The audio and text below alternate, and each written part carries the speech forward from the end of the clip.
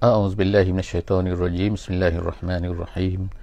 Alhamdulillahirabbil alamin wassalatu wassalamu ala Rasulillah wa ala alihi wa sahbihi ajma'in. Alhamdulillah, bersyukur pada Allah Subhanahu wa taala.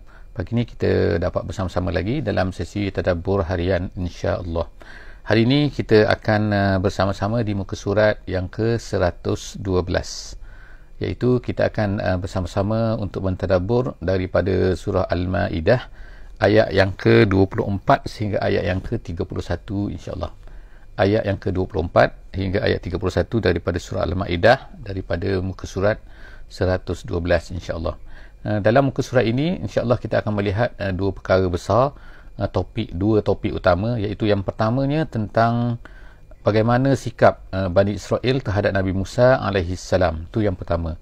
Yang keduanya kita akan lihat iaitu Allah Subhanahu Wa Taala menceritakan tentang apa yang telah berlaku kepada dua orang anak Nabi Adam alaihi salam. Yang kita tahu ceritanya, salah seorang namanya Qabil, salah seorang lagi namanya Habil. Itu yang masyhur mengikut pandangan ulama-ulama tafsir. Tetapi tidak diceritakan namanya di dalam ayat ini. Allah Subhanahu Wa Taala hanya menceritakan tentang dua orang anak Nabi Adam alaihi salam. Jadi itulah dua perkara yang akan kita tengok di dalam muka surat ini pada hari ini insya-Allah. Insya-Allah kita akan baca sedikit. A'udzubillahi minasyaitonirrajim. Bismillahirrahmanirrahim. Qalu ya Musa, inna lan nadkhulaha abada ma damu fiha. Fazhab anta wa rabbuka faqatila. Inna hahuna qa'idun. Qala rabbi inni la amliku illa nafsi wa akhi fafruq bainana wa bainal qaumil fasiqin. Sadaqallahul azim. Alhamdulillah, selamat datang bersama-sama kita dalam muka surat 112 pada pagi ini insya-Allah. Kalau dalam muka surat 111 sebelum daripada ni kita telah melihat Allah Subhanahu Wa Taala menceritakan tentang kisah Bani Israel, iaitu Allah Taala telah menceritakan, meminta daripada mereka setelah daripada nikmat-nikmat yang banyak diberikan oleh Allah Subhanahu Wa Taala kepada mereka ni, kepada Bani Israel. Lalu akhirnya Allah Subhanahu Wa Taala meminta mereka daripada Bani Israel ini supaya masuk ke iaitu ke Baitul Maqdis, ataupun kita kata negeri Syam. Pada masa itu Baitul Maqdis ni adalah merupakan satu part daripada negeri Syam, sebab sebagaimana kita sebut semalam bahawa bila sebut Syam di zaman dahulu ataupun sebelum daripada ni, sebelum daripada wujudnya negara Jordan, negara Palestin, negara Syria, negara Lebanon, maka tempat itu semua tu dipanggil sebagai Syam. Jadi Allah Subhanahu Wa Taala meminta mereka supaya masuk ke negara tersebut. Kerana apa? Masuk tu kerana untuk berdakwah, kerana untuk menyeru kepada agama Islam, supaya mereka ni adalah dikira sebagai Islam. Nabi Musa membawa agama Islam, bukan agama Yahudi. Agama Yahudi ni satu agama yang diberikan namanya tu oleh orang-orang Yahudi itu sendiri kepada mereka, sedangkan asalnya mereka ni adalah Islam, iaitu makna tunduk kepada Allah Subhanahu Wa Taala. Jadi mereka tak mau masuk. Jadi kita akan tengok sambungannya dalam muka surat 112 kita pada hari ini, iaitu mereka berkata. Apa kata mereka? Jawab mereka setelah daripada Nabi Musa minta kepada mereka supaya masuk ke sana, setelah dapat nikmat yang Allah Ta'ala berikan banyak kepada mereka, tak diberikan kepada orang lainnya.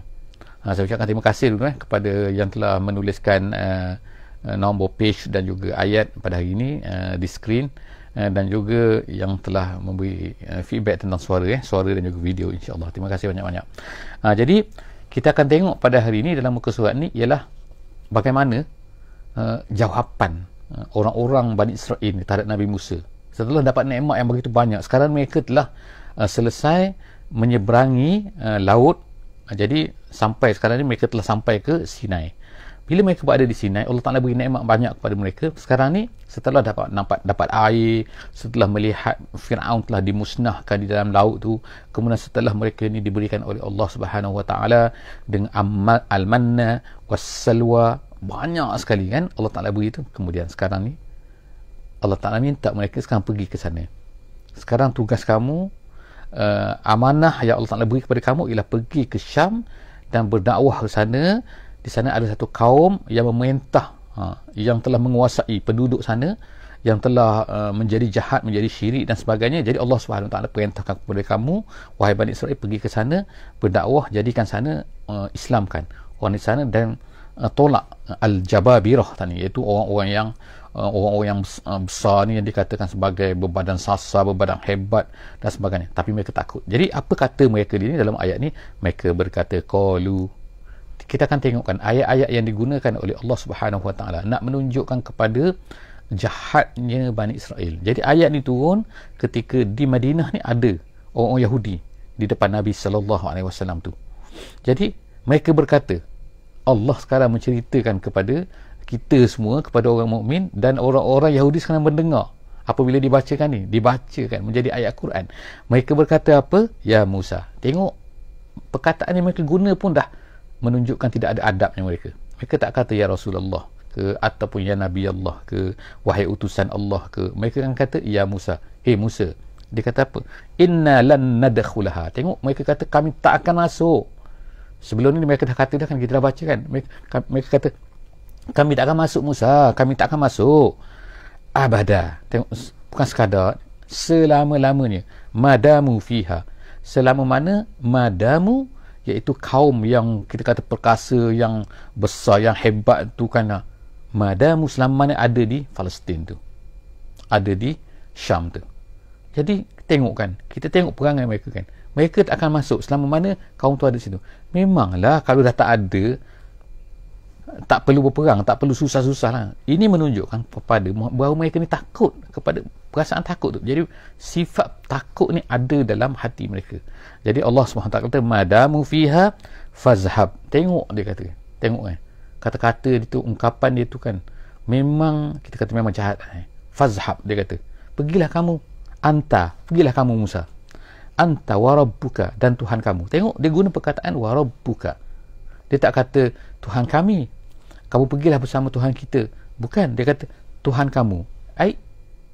Bukan ke Musa telah menyelamatkan mereka, bukan ke Allah Ta'ala telah beri nikmat kepada mereka, bukan ke macam-macam. Tiba-tiba dia kata Tuhan kamu Musa, kamu pergilah dengan Tuhan kamu. Mereka tak rasakan tu bahawa Allah tu adalah Tuhan mereka. Jadi Allah Ta'ala gunakan ungkapan ni, izhab anta rabbuka faqatila inna hahuna faqatila. Dia kata pergilah berperang, dua orang dengan kamu dengan Tuhan kamu tu, inna hahuna qa'idun, kami nak duduk sini. Tengok, mereka tak nak pergi. Itulah lah, hahuna maknanya kami nak duduk sini, kamu tak nak pergi berperang. Qa'idun nak adil kita. Qa'idun tu maknanya asal duduk. Duduk tu maknanya duduk, tak nak pergi berperang. Jadi kita tengokkan perkataan ni telah diungkapkan oleh para sahabat. Kalau di dalam sirah Nabi kita SAW, semasa sahabat dan juga Nabi kita telah berperang, pergi keluar untuk ke peperangan Badar. Jadi dalam perjalanan, asalnya dalam peperangan Badar ni, Nabi dan juga para sahabat ni nak pergi untuk mengambil harta mereka, iaitu harta mereka dirampas oleh orang Mekah ni, yang telah dijadikan barang dagangan oleh Abu Sufyan. Jadi mereka pergi nak ambil balik harta mereka tu. Tiba-tiba Abu Sufyan terlepaskan dalam peperangan Badar. Kemudian tiba-tiba mereka dapat tahu sekarang ni, yang akan mereka hadapi ialah 1000 tentera. Mereka ada 313 orang. Tiba-tiba nak menghadapi 1000 tentera. Nak terpaksa berperang sekarang ni. Bukannya harta dah, tapi akan dapat berperangan, akan dapat pedang. Asalnya dapat harta konon-kononnya, dapat emas, dapat dinar, dapat dirham, tapi sekarang ni dapat pedang. Jadi sebab itulah Nabi SAW bertanya kepada sahabat. Jadi dalam pertanyaan Nabi tu, dalam perbincangan Nabi dengan para sahabat tu, dalam kisah peperangan Badar ni, kita akan tengok bahawa antara kata-kata sahabatnya kata-kata ini. Mereka berkata, kami ya Rasulullah tak akan berkata kepada kamu sebagaimana Bani Israel berkata kepada kamu, izhab anta wa rabbuka faqatila inna hahuna qa'idun. Tapi kami akan berkata, ya Rasulullah, izhab anta wa rabbuka faqatila inna ma'akuma muqatilun. Jadi Allah Subhanahu Wa Taala berkata sini, meriwayatkan selepas daripada itu Nabi Musa sangat sedih kan. Sedihlah, tak boleh nak buat apa dah kepada Bani Israel ini. Lalu qala rabbi inni, Nabi Musa berkata, qala wahai Tuhanku, inni la amliku illa nafsi, aku tak mampu, melainkan hanya diri aku saja sendiri. Maknanya aku saja yang dapat ikut perintah kamu. Aku nak perintahkan mereka ni, mereka nampaknya tak nak ni lah, tak nak ikut perintah dah. Wa akhi, dia kata, dan juga saudaraku. Saudaraku artinya ialah aku tak mampu untuk menguasai diriku, dan juga aku dan akhi saja, iaitu saudaraku. Bukanlah adik-beradiknya kan, tapi dia kata saudaranya, iaitu Harun alaihi salam. Jadi itulah saja, dua orang saja kata aku. Dua orang inilah saja, yang lain tu dah buat perangai macam-macam dah. Fafruq bainana. Jadi dia minta lah, Nabi Musa minta kepada Allah Subhanahu wa taala, Fafruq ni hukumlah. Makna tunjukkanlah hukuman kamu. Berilah hukuman kamu ya Allah, bainana wa bainal qaumil fasiqin, di antara kami dan juga orang-orang fasik tu. Siapa orang fasik tu? Iaitu Bani Israel tu. Jadi tolong hukumlah ya Allah, aku dah tak mampu dah ya Allah. Kau suruh macam ni, mereka cakap macam ni. Kau suruh macam ni. Tengokkan perangai Bani Israel. Jadi Allah Subhanahu Wa Taala akhirnya ceritakan Nabi Musa pun berkata macam tu. Apa terjadi? Jadi ini kisah terakhir lah kan, sebelum daripada Nabi Musa meninggal. Jadi kita tengok selepas daripada itu Allah Ta'ala kata, qala fa innaha, maka datanglah hukuman daripada Allah Subhanahu Wa Taala. Fa innaha. Jadi fa innaha tu maknanya ardul muqaddasah tadi tu. Iaitu bumi Syam tadi tu. Dia kata muharramatun alaihim. Allah Ta'ala kata diharamkan ke atas mereka. Maknanya mereka tak akan jumpa cari. Dah mereka tak nak sangat. Aku suruh pergi. Allah Ta'ala kata, tapi mereka tak nak pergi juga. Jadi Allah Ta'ala kata muharramatun alaiha. Mereka ni diharamkan ke atasnya, iaitu tak dapat pergi.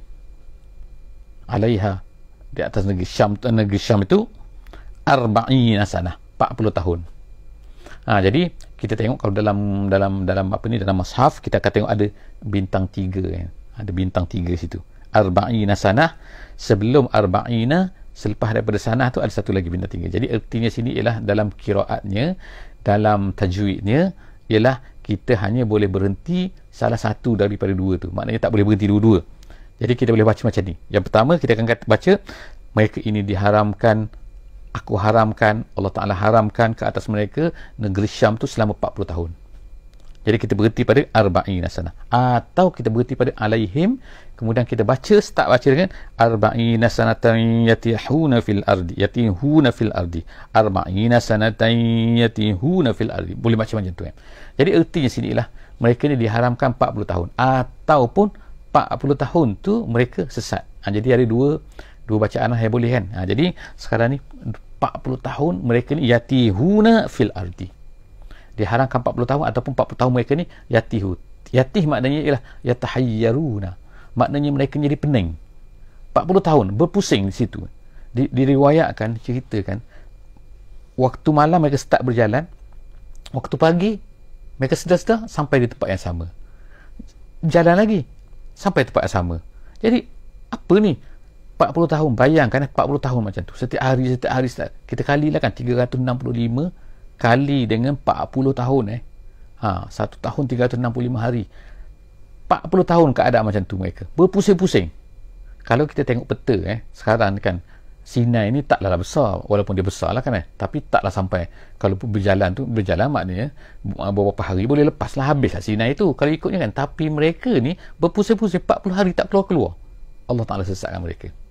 Jadi sebab itulah tempat tu dipanggil sebagai bumi teh.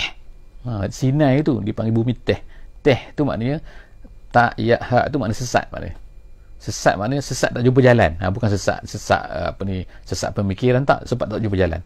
Jadi mereka itu disesatkan oleh Allah Subhanahu Wa Taala di Sinai tu selama 40 tahun tu, 40 sanah, fala ta'sa 'alal qaumil fasiqin. Jadi Allah Ta'ala kata kepada Nabi Musa AS, janganlah kamu sedih terhadap kaum ni, orang yang fasik ni, orang yang jahat ni.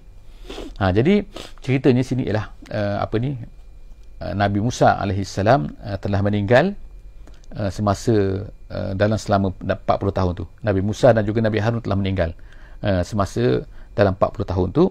Dan dikatakan asalnya, dalam seperti disebutkan dalam tafsir Jalalain, dikata asalnya Bani Israel itu ada 600,000 600,000 bayangkan 600,000 orang sesat dapat pasir tu kan, tak jumpa. Dan sehinggalah majoriti mereka ni mati, pusing majoriti mati. Yang tinggalnya berapa? Yang tinggalnya hanya sedikit saja kan, dia kata hanya 20 orang saja yang sakit baki daripada 600,000 yang asal tu. Lepas tu yang lain tu adalah generasi baru. Tinggal 20 orang saja. Jadi generasi baru ni, antara generasi baru ni ialah yang memimpin mereka ialah bernama Yusha' bin Nun. Yang kita masyhurkan Yusha' bin Nun. Jadi Yusha' bin Nun ni adalah merupakan nabi, bukan rasul nabi kepada Bani Israel selepas daripada Nabi Musa dan juga Nabi Harun. Jadi dialah yang memimpin tentera ini, dan kemudian mereka pun masuklah ke negeri Syam. Jadi bila masuk ke negeri Syam, pada masa itulah diceritakan adalah hadis Nabi SAW, iaitu mereka berperang pada masa itu hari Jumaat. Jadi tiba-tiba nak jatuh matahari dah, selepas pada waktu asar kan, matahari nak jatuh, tapi peperangan belum selesai lagi. Dan mereka kalau esoknya tak boleh dah, sebab esok hari Sabtu. Jadi Yusha' bin Nun ini telah berdoa kepada Allah Subhanahu Wa Taala supaya, ya Allah, matahari ni ikut perintah kau. Dia kata, ya Allah, mintalah supaya matahari ni tetap jangan bergerak sehingga habis peperangan.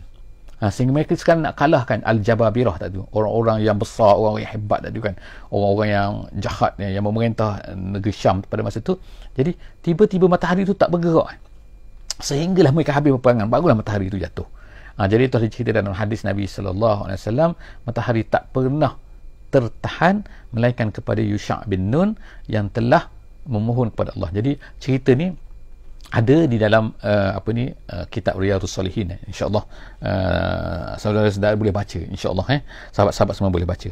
Jadi seterusnya itulah cerita habis cerita tentang Bani Israel. Sekarang kita masuk pula kepada cerita tentang anak Nabi Adam alaihissalam, iaitu ayat yang ke-27. Ayat ke-27. Wattalu alaihim naba abnai adama bil haqq. Allah Ta'ala kata, dan bacakan kepada mereka, bacalah kepada umat kamu wahai Muhammad, atau bacalah kepada orang Yahudi ni, ceritakanlah. Jadi Allah Ta'ala datangkan cerita tentang tentang anak Nabi Adam ni, di tengah-tengah menceritakan tentang kisah Bani Israel ini, nak ceritakan tentang masalah pembunuhan. Yang penting adalah masalah pembunuhan. Bagaimana pembunuhan ini sangat-sangat dahsyat, sangat-sangat dilarang oleh Allah Subhanahu Wa Taala. Dan Allah Taala ceritakan bagaimana permulaan kepada pembunuhan ini berlaku pada dua orang anak Nabi Adam. Jadi Allah Subhanahu Wa Taala kata, ceritakan kepada mereka tentang kisah dua orang anak Nabi Adam, iaitu yang kita sebutkan dalam tafsir kata Qabil dan juga Habil. Jadi mereka berdua ini, dia kata bil haq, ceritakan dengan benar, cerita ni berlaku dengan benar. Kemudian iz qarraba qurbanan, ketika mereka berdua ni telah memberikan kurban kepada Allah. Jadi kurban ni Habil telah memberikan binatang, sebab dia ni ialah orang yang memelihara binatang, menternak binatang. Diberikan kambing yang sehat, kambing yang terbaik daripada apa yang dimiliki, diberikan.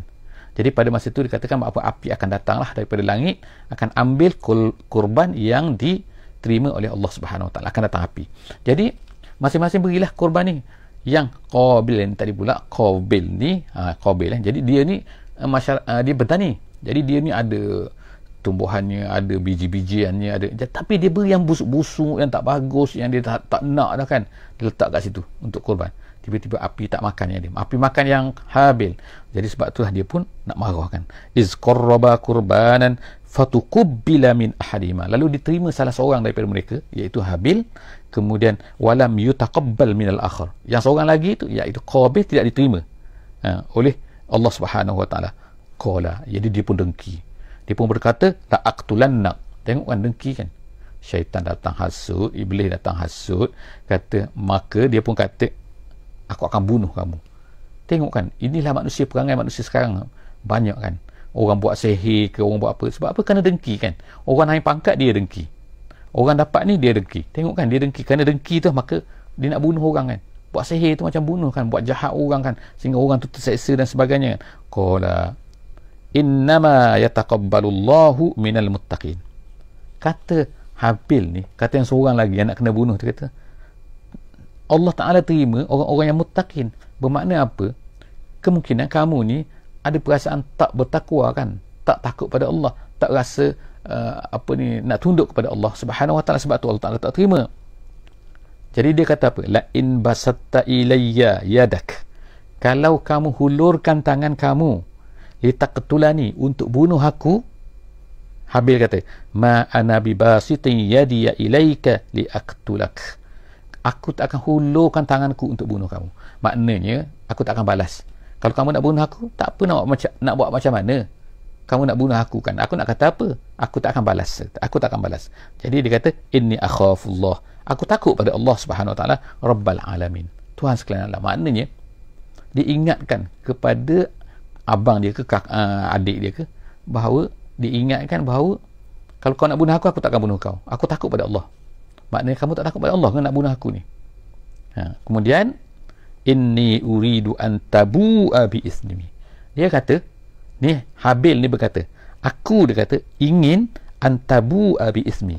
Tabu'a bi ismi maknanya tarji', maknanya kamu ni balik dengan dosaku. Apa maksud balik dengan dosaku? Kata ulama tafsir, maksudnya aku nak, dia kata, kamu ni kalau kamu bunuh aku, dosa kamu bunuh aku ni akan kembali, kata.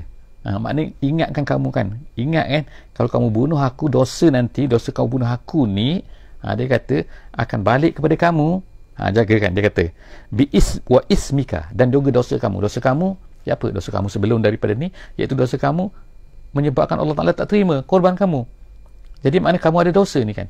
Jadi Allah Subhanahu Wa Ta'ala ceritakan kepada kita bahawa kata Habil, kalau kamu bunuh aku, nanti dosa kamu akan bertambah lagi, akan balik pada kamu, bukan dosa aku, kau yang bunuh aku. Gitu kan. Fatakuna min ashabin nar, kamu akan masuk neraka nanti.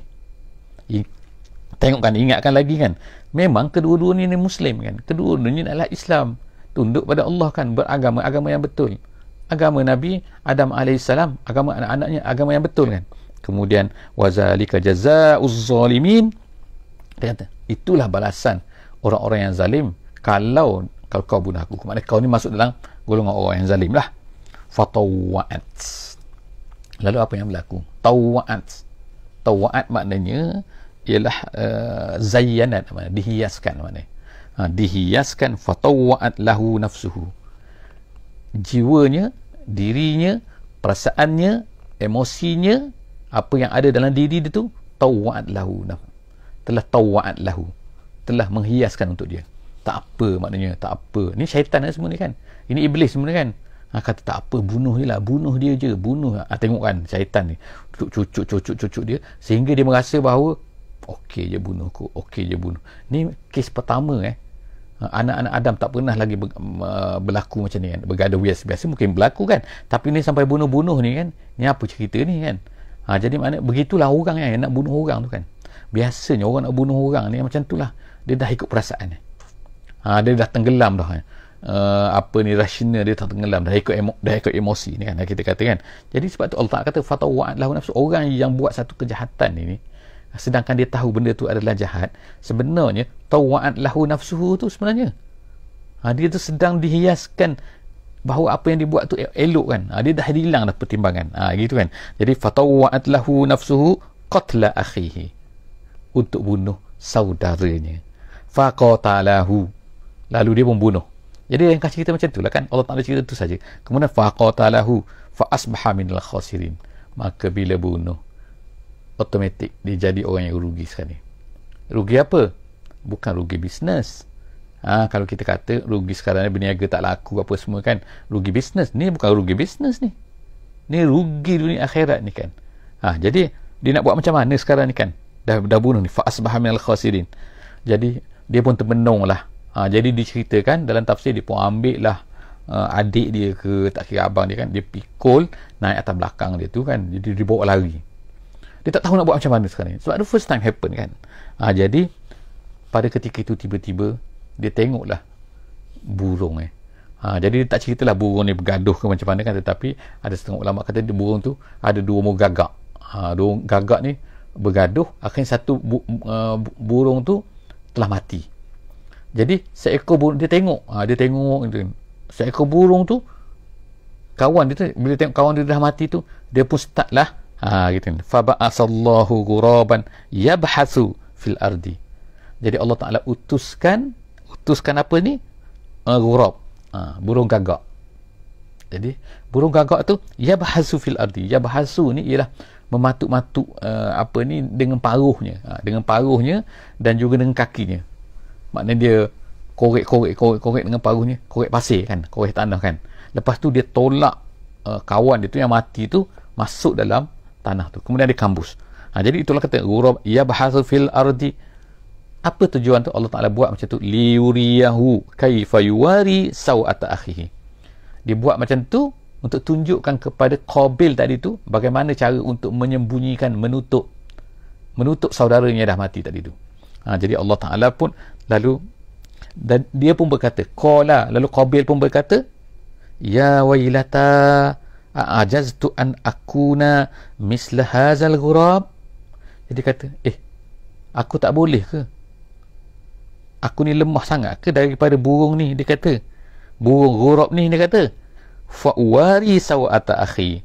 Aku pun boleh buat macam ni. Aku pun boleh tutup maknanya tutup kejahatan yang aku lakukan ni supaya orang tak nampak lah kan.